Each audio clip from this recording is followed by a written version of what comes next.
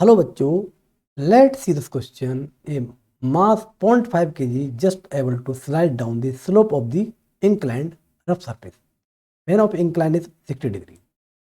If minimum force necessary to pull the mass up the inclined along the line of the greatest root. तो take g is equal to 10 metre पर second square. ए हमारा 20 Newton, B हमारा 9 Newton और सी हमारा 100 Newton और D हमारा 1 Newton. तो बच्चों इस क्वेश्चन में क्या दिया कि एक आदमी है just able to slide down off the slope of the inclined rough surface. Inclined rough surface और एंगल ऑफ इंक्लाइन 60 डिग्री दिया. तो मिनिमम फोर्स निकालना है, just pull up the inclined, मतलब उसको खींचना. तो इसका मतलब क्या है कि जब स्लाइड कर रहा है तो स्लाइड करने का मतलब क्या होता है, a equal to g sine theta minus mu cos theta equal to, तो ए इक्वल टू कितना म्यू टेन थीटा होता है स्लाइड करने की. अब क्या कर रहा है, उसने कहा अगर उसी फोर्स से अगर कोई मिनिमम फोर्स निकालना necessary to pull the mass up the incline along the line of the greatest, तो मिनिमम फोर्स आपको निकालना है. तो बच्चों हम क्या करेंगे इसमें जरा देखिए. पहले हम डायग्राम इसको इमेजिन करने की कोशिश करते हैं. अपन किससे करेंगे कि पहले अपन फ्री बॉडी डायग्राम बनाते हैं. तो बच्चों मेक द डायग्राम हियर. तो देखो एक इंक्लाइंड प्लेन है ना, इंक्लाइंड प्लेन. इसका कितना इंक्लाइन कितना दिया, 60 डिग्री दिया है. अगर कोई body just able to slide down, तो जस्ट एबल स्लाइड डाउन का मतलब है कि बॉडी मतलब एम जी साइन थीटा है, मतलब एसेलेरेशन जीरो होना चाहिए. एसेलेरेशन कितना है आपका जीरो, कांस्टेंट वेलोसिटी से, मतलब कांस्टेंट वेलोसिटी स्लाइड डाउन कर रही है. इसका मतलब क्या है कि आपका g sine theta minus mu cos theta equal to zero होता है ना. तो यहाँ पर देखेंगे, हम जानते हैं अगर बॉडी नीचे डाउनवर्ड जा रही है तो हम जानते हैं a equal to g sine theta और म्यू कॉस थीटा, ये मानते हैं. Sorry minus g sine theta minus mu cos theta होती है जब ब्लॉक हमारा डाउनवर्ड आता है. और स्लाइड कंटिन्यूस क्या, स्लाइड करने का मतलब कि आपका कांस्टेंट वेलोसिटी चलना, स्लाइड करने का मतलब कांस्टेंट वेलोसिटी चलना है ना. तो मतलब एसलेट करना है, डीएसलेट करना, अगर मतलब इसमें क्या है कि बॉडी आपकी ऐसे आ रही है, स्लाइड डाउन कर रही है. चलो a g sine theta minus mu cos theta slide down कर रही है. अगर तुमने क्या बोला तो इसका मतलब क्या है कि इसमें हमें फ्रिक्स वो निकालना है. क्या निकालना है इसमें, हमें क्या निकालना है बच्चों कि स्लाइड डाउन करने की हमने कंडीशन बता दी आपको, ए इक्वल टू कॉन्स्टेंट वेलोसिटी चलना. स्लाइड करने का मतलब ये होता है. तो इससे क्या निकलेंगे, आपका निकलेगा, इससे निकल जाएगा म्यू निकल आएगा, क्योंकि यहाँ पर बच्चों म्यू नेगेटिव है ना.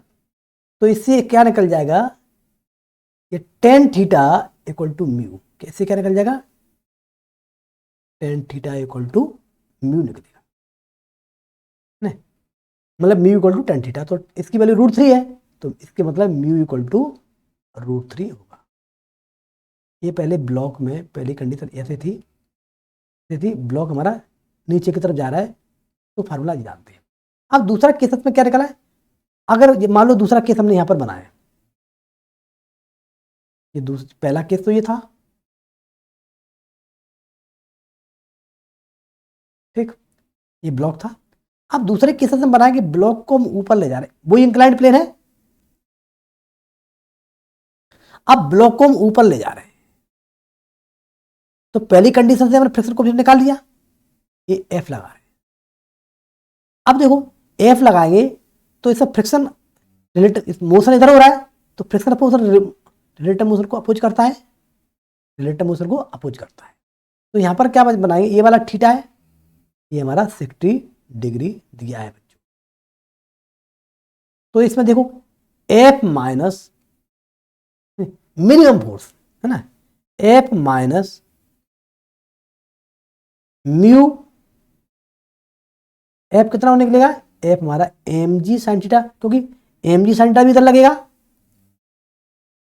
एम जी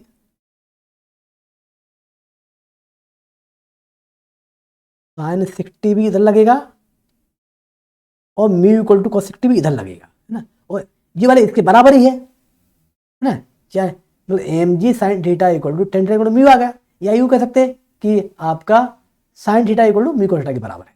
तो ये भी आपका आपका ये आपका mu mu m g cos theta, यहाँ पर लिख दें mu m g cos theta, यहाँ लिख देगा mu m g cos mu m g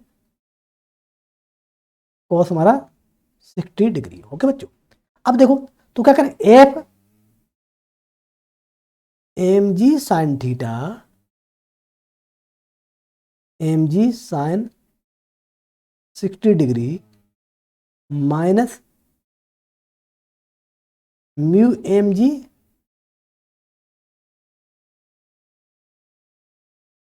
v m g cos 60। तो क्या होगा, एफ इक्वल टू क्या निकलेगा, और अगर equal to greater equal to zero होगा तो मिनिमम निकालने के लिए, अगर मिनिमम निकालेंगे, मान लो ऐसा निकाल, चलो ऐसे बता देते, तो एसलेट कर रहा है, ठीक है, तो हमने क्या बोल दिया इसको, इसको हमने लिया एफ इक्वल टू, यहाँ पर आपका एम ए मान लिया, एम ए मान लिया। ओके, अब देखो एफ कितना होगा बच्चों, एफ होगा एम जी साइन 60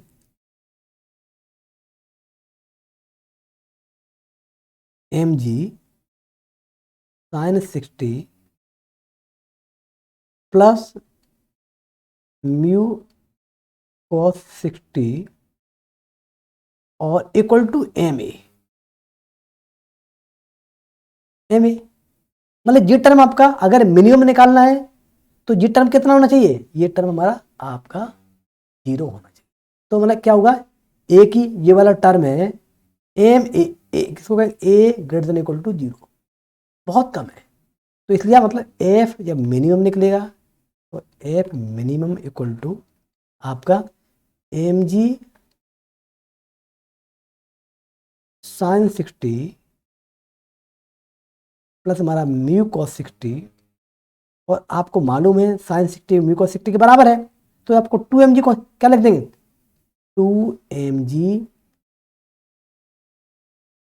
2mg साइन 60 लिखने में कोई दिक्कत हर्ज तो है नहीं आपको, है ना, चाहे ऐसे करें चाहे ऐसे करें, तो 2 इंटू इसकी वैल्यू कितनी 1/2